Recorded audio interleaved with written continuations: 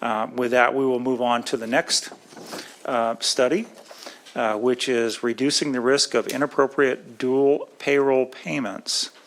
And we have staff from the State Auditor's Office. Nancy, are you there? Yes. Please proceed.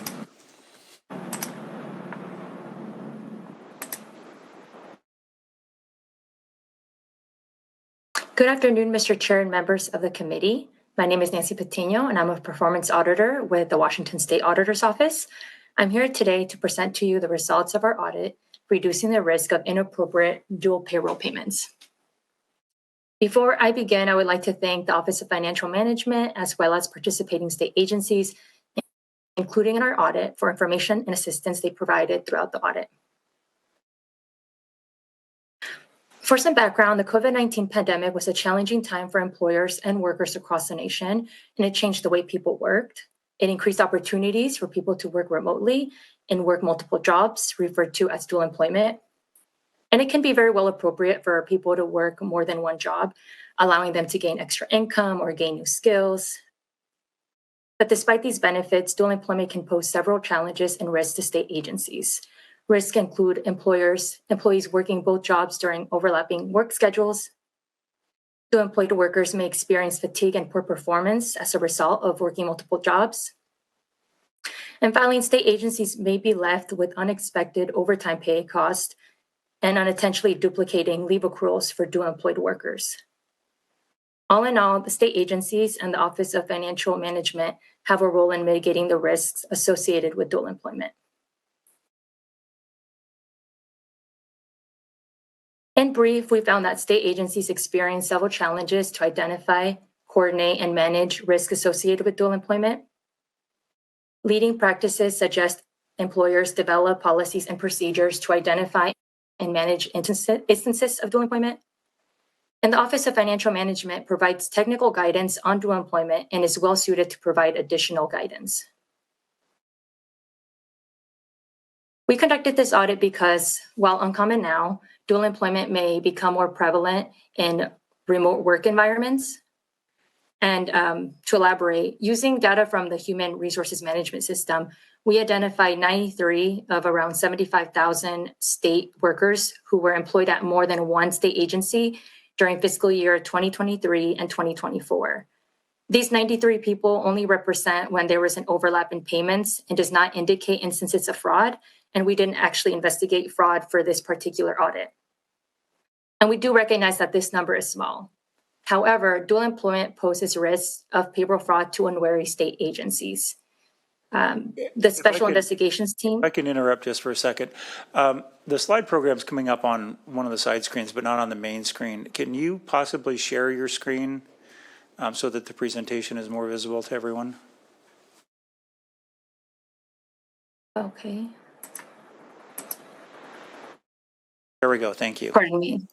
Sorry for that.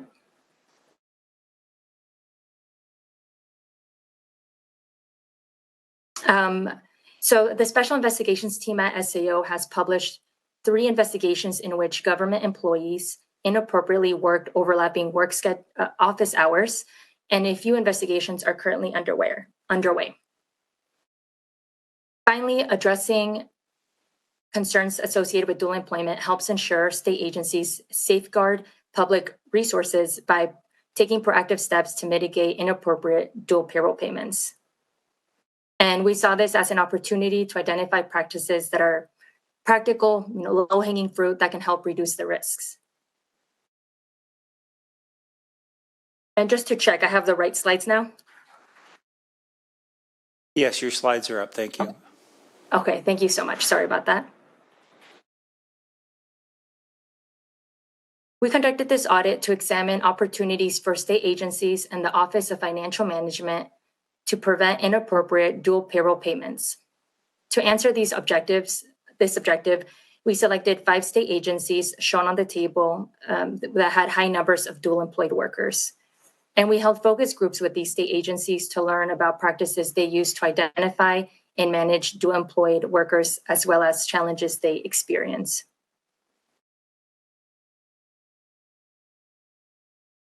Through our focus groups with the 5 state agencies, we learned that agencies experience challenges associated with dual employment. These challenges include that there are few avenues to identify workers that are dual employed, and they often rely on employee self-disclosure. There's also a lack of coordination and communication between employers, making it difficult to ensure that employees have established separate work schedules. And it creates other issues. For instance, if 2 state agencies hire the same state employee, they may be left with unexpected costs of overtime pay if they did not coordinate the number of hours the employee would work. And state agencies may also unintentionally duplicate benefits, such as leave accruals, if there's a lack of coordination. Finally, state agencies lack up-to-date information about workers that are dual employed. This is because although during the hiring and onboarding process, state agencies that we selected do inquire if employees plan to hold another job, but most of them do not inquire about dual employment status routinely after the hiring process. To address the challenges with dual employment, leading practices suggest that employers develop policies and processes around dual employment. And before I share these practices, I wanted to add that while we identified leading practices for state agencies to implement, we found that some of these practices would be useful for state to local or state to private sector dual employment as well. We found that leading practices fall into 5 key categories. The first, to develop employment policies around dual employment policies and procedures, identify dual employed workers using a few methods, coordinate schedules, benefits, and overtime between employers, keep up-to-date information on dual employment, and provide guidance to supervisors around remote work.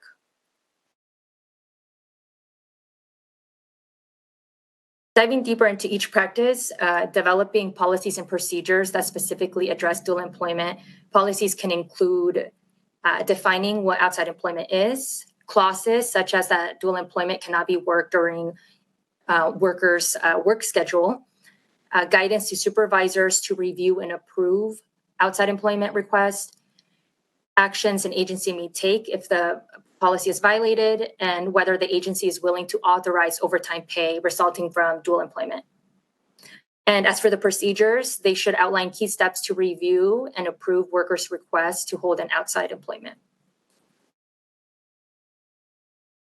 For practice 2, identify dual employment using a few methods.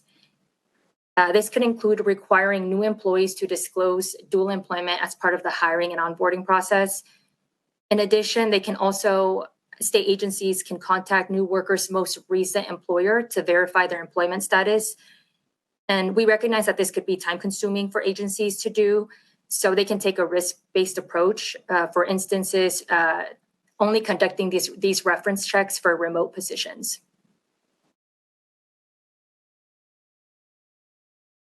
For practice 3, coordinate between employers to prevent conflicts around schedules, benefits, and overtime pay. Agencies could communicate and document separate work schedules for each job as soon as possible to prevent any conflicts from arising.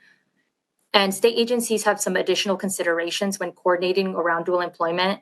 This includes discussing overtime eligibility between 2 state agencies and authorizing overtime pay to avoid unexpected costs. And they should also ensure to appropriately calculate leave accruals to avoid leave accrual duplication.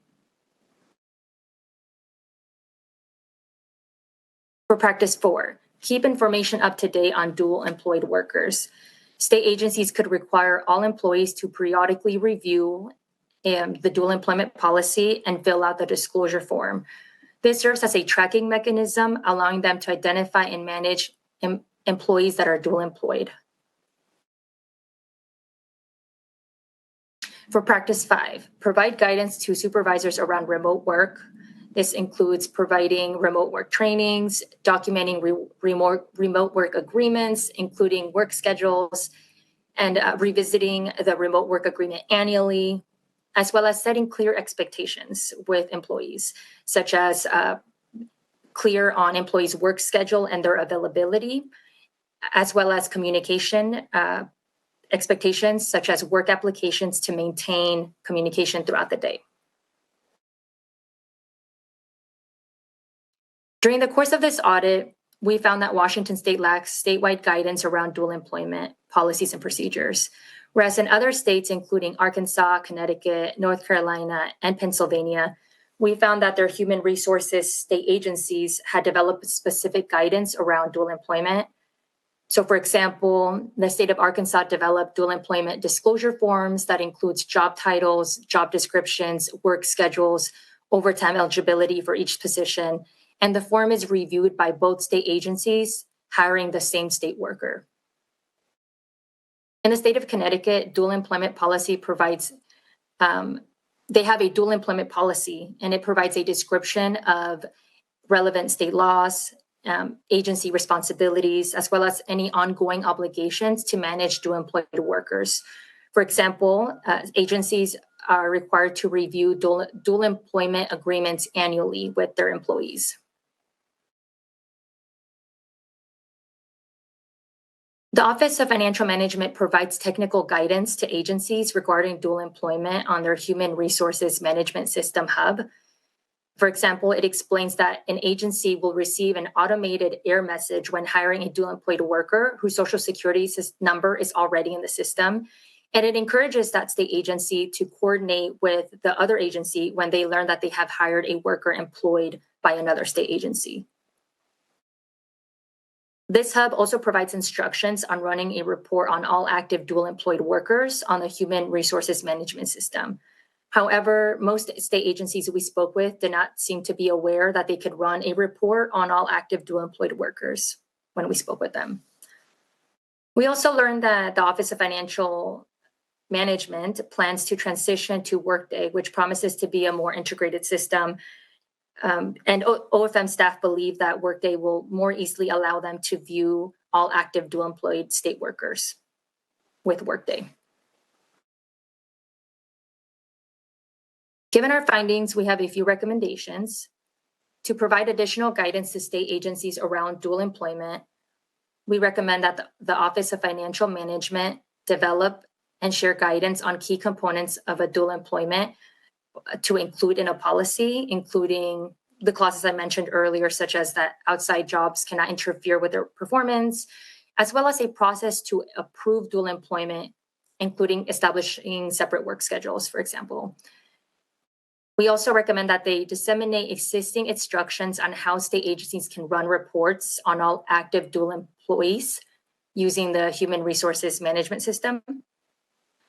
And when developing requirements for their human resources component of Workday, to include controls to alert the hiring state agency that a new employee is an active state worker for another agency, and to also alert the primary state agency that an active employee has been hired by another state agency. We consider these audit results so broadly applicable that it's in the state's best interest for all government agencies to consider the strategies highlighted in this report. And with that, I'm available to answer any questions that you may have. Okay, well, thank you for your presentation. While we wait to see if hands pop up, I do have a question. I notice under a lot of your practices here, you talk about when somebody is onboarded, that there's coordination between the two agencies that are hiring the same individual. And you also talk about revisit the remote work agreements annually. Even if people are not working remotely, they could still be exceeding the 40 hours per week between the two agencies, depending on when they're in the office, one office or the other. I didn't see what I thought was really strong wording about continuing to coordinate between agencies on work schedules. For instance, if somebody hires on for 24 hours a week with one agency, but that's intended to grow to 32 at some point, whether there's checkbacks from the second agency on what that first agency is doing with their work schedules. Is that somewhere in the report? Just wasn't as highlighted as I would like to see it?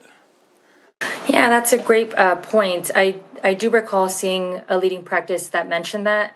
I think we don't have it in the report, but we did see that some states require employees to notify the agency if there's any changes to their schedule or to their hours. So that's something that we did see out there. I don't recall that we had it in the report. The closest thing to that is to revisit dual employment policy agreements annually with the employee. Okay, because I see it here for remote work, but again, you could have somebody working remote in one job and on-site at the other, or on-site at both. They're just at different times. So that was just one thing I wanted to make sure got addressed. So thank you. Not seeing any hands up in the room or on Zoom. We do have one in the room now. Representative Paulette. Thank you, Mr. Chair. About half of state employees are in higher education institutions, and I didn't see the list of 5 agencies that you looked at. Were public higher ed institutions part of the 5? And it's very common, for example, for community and technical college faculty and staff to work at 2 or more institutions. Do the policies apply and the disclosure form apply to in that setting? For the 5 state agencies that we selected, we did exclude higher education institutions since they do not submit payroll data to HMRS. I think we highlighted it in the methodology section that when you're running a report on all active dual employed workers, it does exclude employees that work in higher ed, as well as agricultural commissions who also don't submit data to HMRS. So that would make it more difficult to identify if an employee works for both a university and, let's say DOH, for example. And that's why we highlighted other practices that they could do, such as contacting the most recent employer of a employee and verify their employment status as a method to check whether they still plan to hold that other job. In this case, it would be with higher ed. Thank you. Okay, any other questions for the State Auditor's Office? Not seeing hands in the room, not seeing hands on Zoom. We do have a couple of folks from OFM. If they want to come forward and make comments, Angie Hoganson and Brian Tinney. Welcome, and please proceed when you're ready. All righty. Thank you very much. Chair members, thank you. For the record, my name is Brian Tinney. I'm the Director of Statewide Accounting at the Office of Financial Management. Chair, I am Angie Hoganson. I'm the HR Analytics Systems Director with State Human Resources at OFM. As you've seen the report, we appreciate the state auditors' work on this dual employment issue. Dual employment really has two important factors. One is dual employment with 2 state agencies. Specifically, they looked at the state agencies that were in HRMS, which does not include higher education, and then dual employment or gig work outside of the state, which would be city, county, and any other opportunities for employees for work. So the dual employment, there's a lot of reasons for dual employment in the state. Obviously, with COVID, we've seen a lot of expanded uses. As you saw, right, with what they looked at HRMS, there was 93 people out of 75,000 employees that were dually employed. We basically, there are valid reasons for each one of those things. Some examples we thought we'd share with you is, obviously, we do military, so we have National Guard call-ups. They will actually be showed as dual employees. Fire, mobilization, members, also employees actually sit on the board, different boards and commissions. Some of the things are like public employees benefit boards or Department of Health boards. We also had some other issues that came up with on-call. So one of the examples was like at Green Hill, we needed some help on some on-call services, so employees were allowed to have those things. So we feel that there is a need for dual employment, and we don't feel like it happens a lot. So we do agree with the recommendations the state auditors provided. We feel that OFM does provide that guidance, and we're meeting those expectations. We do this, as we talked about, through the guidance we provide agencies. One of those examples would be that the actual website that we have available that provides agencies with abilities to run reports, to find these dual employments, to actually be able to run them basically daily. I mean, they can run them anytime they actually want to. The other thing is the training and the guidance that we provided them is basic and outline for them to develop their own policies. Each state agency is required to have their own policy on dual employment. What we do at OFM is set the kind of the guidelines for them, and then we give them resources to basically produce their own business requirements.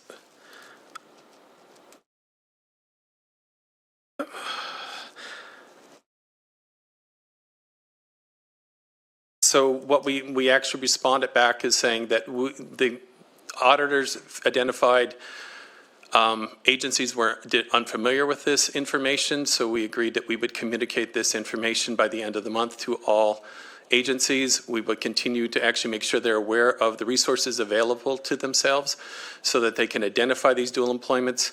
Again, it is important because, as the auditor identified, with other examples, that other states do a centralized payroll, like Connecticut and Arkansas, where one agency is responsible. The state of Washington, we have a decentralized model where each agency is responsible for their own payroll processing and HR processing. So it is very conducive for them to work with the other corresponding agency to decide what is the right terms, what is it that they're trying to accomplish, and what job duty they're covering and which hours. So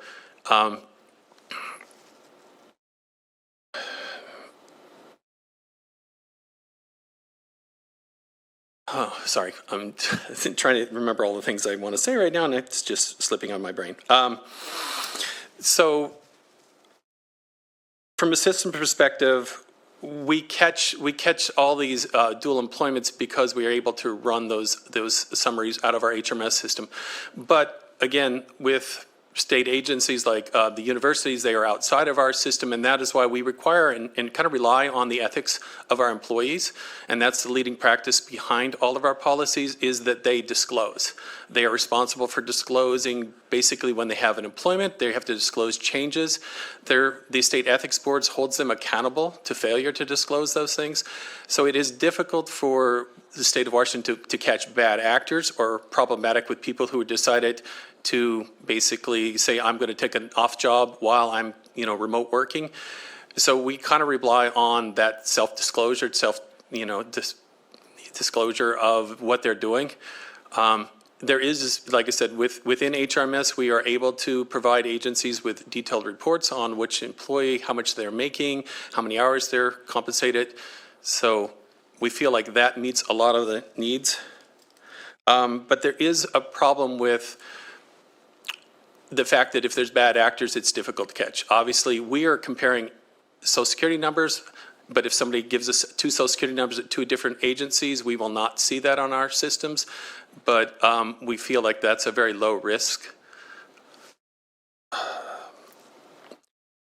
We also believe that it really relies on the state's ethics policies. So OFM is kind of providing the guidance, but the state ethics board is still the enforcement. They are the ones providing that detailed guidance to agencies, and we feel like the state auditors, if they feel like the guidance that is being provided through the ethics board is not good enough, should work directly with them to provide that agency perspective. But it really does come down to each agency understanding their business the best, because if you look at it, we have different needs in different states, different agencies in the state, and they have different requirements. And so we believe it's best for them to make their decisions. A lot of times when we have this dual employment, we have a need to meet right away. They're not generally short-term. They're kind of, not short. They're necessary in immediate situations to resolve our problems. That's definitely what happened through the pandemic. We used the National Guard several times to help both DOH and Employment Security during some crucial timeframes where they did testing and helped with filings and helping clear backlogs. I think the other thing is that we do agree that when we look to expand to Workday, that we are planning on making sure this is a more inclusive and that this information is covered and more readily available state agencies, so they will not have to run reports, but it will be more transparent when Workday comes aboard because it will show up directly which agencies are employing. So we look forward to having that factored into the future.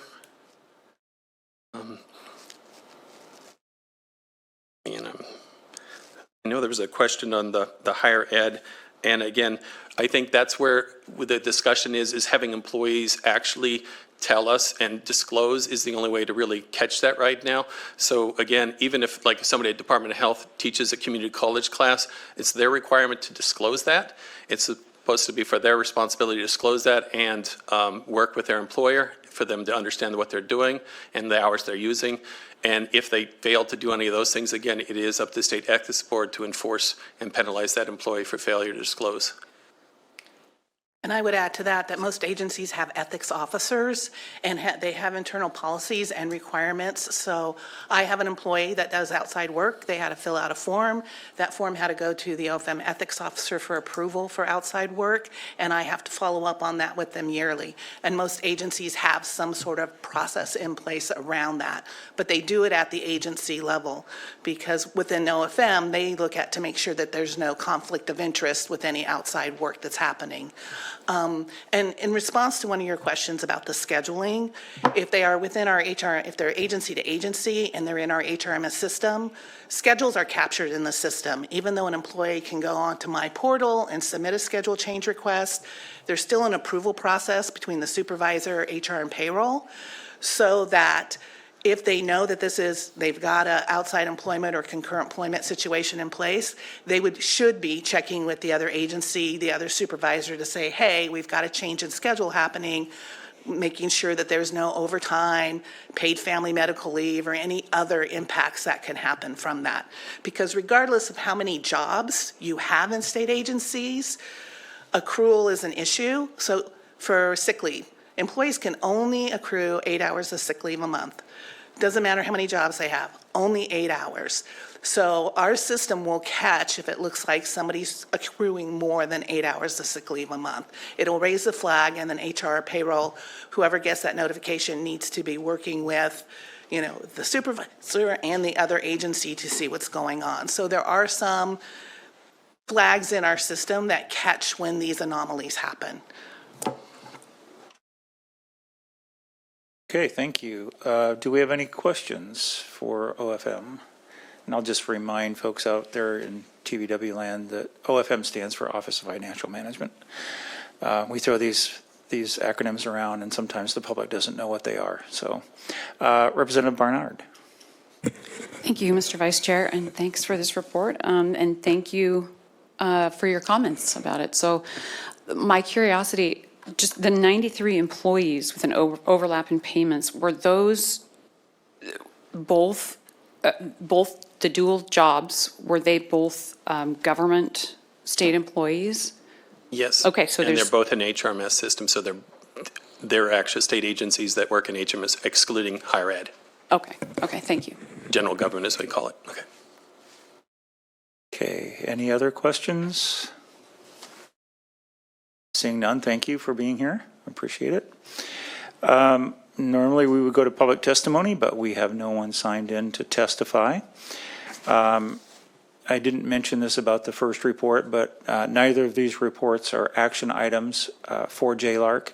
We are just the forum by which these can be made public and have discussions, have a public hearing on them. So there is no public testimony. However, I will note that anybody wishing to provide written testimony on today's agenda topics can submit comments to JLARC at leg.wa.gov. So that's JALARC at leg.wa.gov. You'll often hear us refer to that as leg.wa.gov. If you can remember that it's short for Legislature, Washington Government, you can go there and find everything you want to know about state government and maybe some things you don't want to know about state government. But that is the legislative website. JLARC at leg.wa.gov will get you specifically to JLARC. If you have any written comments, you can send them that way, or you can send them to P.O. Box 40910. Again, 40910, Olympia, Washington, 98504. So 40910 is the P.O. Box, and 98504 is the zip code. And with that, I don't think we have anything else for the good of the order. I will note that this is Thursday, and we start a 15-week legislative session on Monday. So for my legislative colleagues, I will see you next week. Hope you have a good weekend. Take care. Drive safe. We're adjourned.